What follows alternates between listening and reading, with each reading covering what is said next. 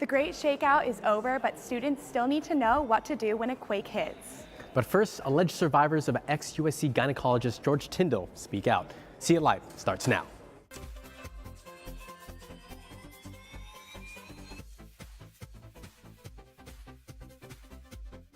Survivors and their attorneys tonight are requesting the USC Board of Trustees to speak out on their behalf. I'm Charlotte Scott. And I'm JP DeBoo. Survivors of Engelman gynecologist George Tyndall were joined by survivors of the U.S. Gymnastics national team Dr. Larry Nassar. Our reporter Sylvie Sparks has more from these women. Sylvie? More than 100 women have filed new lawsuits against USC alleging sexual misconduct by Dr. Tyndall. Some of those survivors shared their stories this afternoon. They talked about why they are coming forward and how their experience has affected them. I have decided to take my power back, and however painful it is, I am facing what happened head on to heal, to be an example to my daughter, to help other victims, and to prevent this from happening to others in the future. My experiences with Dr. Tyndall impeded my ability to seek medical help when years later I was the victim of rape and assault. It's also immensely impacted my overall mental health and ability to take care of myself in the years to follow. And I've struggled to understand why I was having a problem with simple things, not knowing that I was a victim of sexual abuse. Survivors called on the university to uphold the school's mission and support its students. We have yet to sense that support from the USC administration and the Board of Trustees. But it is not too late for this mission to be achieved. If there is a willingness to truly fight on for transparency, integrity, and accountability, we can make change happen.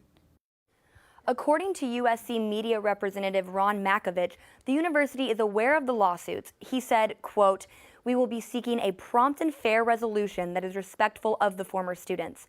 We are committed to providing the women of USC with the best, most thorough, and respectful healthcare services of any university." A survivor in another well-known case was at USC today. Susie Placencia is here with more on her story. Susie? That's right, Sylvie. In 2016, gymnast Rachel Denhollander was one of the first women to accuse USA Gymnastics team doctor Larry Nassar of sexual abuse. Her powerful testimony paved the way for several women to come forward. For the sake of the survivors, she is urging USC and its board to take sexual abuse matters seriously. Well, I think today really is about two things. It's about hope and it's about a choice. Hope for the survivors, that their voices are heard by those of us around the nation who are standing with them, and a choice for USC, whether they're going to stand with their Trojan sisters, the women that they said were part of their Trojan family, or whether they're going to engage in the same institutional protectionism that you typically see in these types of situations. They need to be asking themselves the same questions that survivors ask. What is the right thing to do? Is this right? And to center their communications around this. Is this the right thing to say? Is this the right action to take? Does this represent the right Trojan values? So when it comes to their communicating, is silence the right thing to do in the face of sexual abuse? No, it isn't. After the scandal at the health center, the university introduced changes to build trust with students and faculty to prevent any misconduct. Students say that they feel more comfortable walking into the student health center now that Dr. George Tyndall is gone, but the allegations are not easy to erase. When you see something that is so major and it's kind of thrown aside, it makes you feel like you don't know if you can trust the school or whether or not there are other things being hidden and what is true and what is false. It just made me, I guess, more aware and a little bit more cautious. But yeah, I'm definitely glad that they dismissed him. I wish that it was sooner, obviously, to avoid future victims. If you want to report any information or concerns regarding George Tyndall, you can call the hotline at 833-889-8833. Joining us now is USC senior Brennan Heil, who is part of the lawsuit against former Engelman gynecologist Dr. Tyndall. Brennan, thank you so much for joining us today. Absolutely. So I'm just going to start by asking if you think the school is handling this situation properly. I don't think so at all. In fact, I think the only good thing that they've done so far is, one, I guess, get rid of Tyndall, which they didn't do in a great way either, and they took forever to do. But the only good thing that they've done, from my perspective, is replacing him with 3 female gynecologists. What do you think the school could have done better? Gosh, there's so many things they could have done better. But in the future and going forwards, I think one of the first things that they have to do is admit that they've done something wrong. And then I think that they have to start an investigation, a real investigation, and look back and see every single time that this was reported and go ahead and accept those things, tell people, and start that conversation. I think would be great. What have you learned about yourself and other people throughout this process? I have learned that I have a lot of emotions that I didn't think about. And I think about other people is just the pain and the way that we deal with trauma is incredibly different depending on the person. But all of those ways of dealing and coping are completely 100% like respectable and like should be acknowledged. And so I think it's been an interesting journey to figure out like what the best course of action is for myself and listen to other people and what they've done, especially the people who are older, and what they did to help themselves. What compelled you to speak up? I kind of push experiences down, especially traumatic experiences. I've been suffering from PTSD my whole life. But when I saw his face on my Facebook feed, I had this entire, my body like freaked out. And I started kind of thinking about all the experiences that I had and starting to relive those. And all of that I felt compelled to do at the time was submit my story to the attorney's office or whoever the heck was gonna read what I was writing on into this Facebook questionnaire. And then he called me and he told me that my story was relevant and it was real and that what I had suffered from was something that people cared about and it wasn't just me. And as soon as that happened, I think that validation, that feeling of validation that brought me really did compel me to speak up. Well, Brennan, thank you so much for coming today and for sharing your story with us. I really appreciate it. Thank you so much for having me. JP, back to you. California Shakeout. Annenberg Media's Gina Martinez reports down from downtown LA, where the focus was on being prepared for an earthquake. Organizations across California met in front of City Hall today to share their latest information and research on earthquakes. The director of communications at the Southern California Earthquake Center at USC, present at today's gathering, is particularly proud of the leadership role USC has taken in preparing for an earthquake. USC is one of the lead universities in participating in Shakeout, which is great because it's headquartered there, but it's really because of the leadership of the people in the emergency management office of USC. Earthquakes cost Californians billions of dollars every year. The Southern California Earthquake Center is making sure that USC buildings are retrofitted to withstand the next big one. The Northridge earthquake had over $40 billion in losses because of that, all the different types of damage to buildings and the business interruption losses and all of this. On average, the estimate is we don't have an earthquake every year, but every 10 years or so, if you were to make that on an annual basis, the losses are over $4 billion a year. The director of the Southern California Earthquake Center says old buildings can't withstand too much shaking, and replacing them will take decades. Buildings are very expensive, so we're really trying to identify the problems, deal with the worst ones first, and find cost-effective ways to deal with the problems. The Southern California Earthquake Center works with about 70 different universities and around 1,000 scientists and emergency managers to set up workshops and experiments based on models of faults and the geological structure of the state of California. For Annenberg Media, this is Gina Martinez. USC was one of the first participants in the Shakeout, which is now in its 10th year. A fire safety and emergency planning specialist says faculty helps facilitate the earthquake simulation. Here at USC, we do an earthquake education campaigns, but what includes things like sending out emails to everyone, reminding them what to do in case of an earthquake. And the point is, even if people do not participate in the draw, cover, and hold, we at least want them to get the message of what to do should an earthquake happen, which of course is to get under a desk or a table, protect the back of your head and neck, and ride out the earthquake.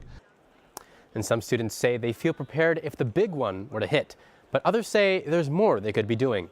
I think that they've prepared us pretty well. I feel like I know what to do as far as like getting under the table and covering your head and making sure that you know what to do when something like that were to happen. I feel like I just forget that it exists until right after it happens, but it might be because I don't have my DPS text notifications on, and I could definitely turn those on. Those are kind of important. Many took to Twitter to share their experiences and talk about being prepared in an emergency. USC Interim President Wanda Austin tweeted a photo about the Great Shakeout. She was featured looking out from under her desk with the caption "Drop, Cover, and Hold On," along with the hashtag The Great Shakeout. LA County Service Hotline 211 tweeted out, "Did you participate in the Great California Shakeout? Here at 211, it was go time at 10:18. We dropped, covered, and held on." Inyo County Chief Probation Officer Jeff Thompson tweeted, "It is never too late to prepare for a natural disaster. ICPD participated in the Great California Shakeout." Notre Dame High School in San Jose tweeted, "NDSJ joined 10 million individuals from California businesses, schools, and other organizations who have signed up to take part in earthquake preparedness with the Great Shakeout." Earthquake kits are important in emergency situations. They should be easily accessible in homes, offices, and classrooms. Annenberg Media's Jia Jun Chen shows us what items you should have in an earthquake kit. The American Red Cross suggests we all store in an earthquake kit because no one can predict where or when the earthquake will happen. Now let me show you what items are in the kit. Drinking water, emergency food, extra batteries, dust mask, napkins, and the first aid kit. That's all you need in your earthquake kit. California is one of the most seismically active regions in the world. More than 300 fault lines lie in the state, the most well-known being the San Andreas Fault. Northern California has had their fair share of powerful earthquakes. The 4 highest earthquake magnitudes in the region's history have been in the 7 magnitude range: Owens Valley in 1872, San Francisco in 1906, Kern County in 1952, and Loma Prieta in 1989. According to the Southern California Earthquake Data Center, Fort Tejon experienced the highest quake on record in the mid-1800s at a 7.9 magnitude. Long Beach, Landers, and Northridge also experienced high magnitude quakes. The deadly 1906 San Francisco earthquake had a magnitude of 7.8. The earthquake and subsequent fires resulted in the deaths of more than 3,000 people. 25,000 buildings were completely demolished. And in 1989, the 6.9 magnitude Loma Prieta earthquake collapsed the San Francisco Bay Bridge and left 63 dead. The magnitude 6.7 1994 Northridge earthquake killed 60 people, injured 9,000, and destroyed thousands of buildings and highways. And even earlier this year, in April, 5.3 magnitude earthquake hit the Channel Islands, increasing the risk of another earthquake in the near future. Even when earthquakes are smaller magnitudes, they can cause a lot of damage to buildings. I took a look at one study that just shows just how costly they can be. A 2017 FEMA report estimated the long-term value of earthquake losses to buildings every year. The agency found the minimum losses were approximately $6.1 billion. Nearly 2/3 of the annual losses occur in California, which amounts to $3.7 billion. 22% of the national figure is lost in Los Angeles. According to the California Department of Insurance, only 17% of residents have earthquake insurance, which is not covered by a standard homeowner's policy. The average cost of coverage in most states is between $100 and $300 annually, but in states that have earthquakes more frequently, like California, the average cost is $800 per year. We interviewed USC students from both California and other parts of the country to see if students from states that don't typically have earthquakes know what to do in case one strikes.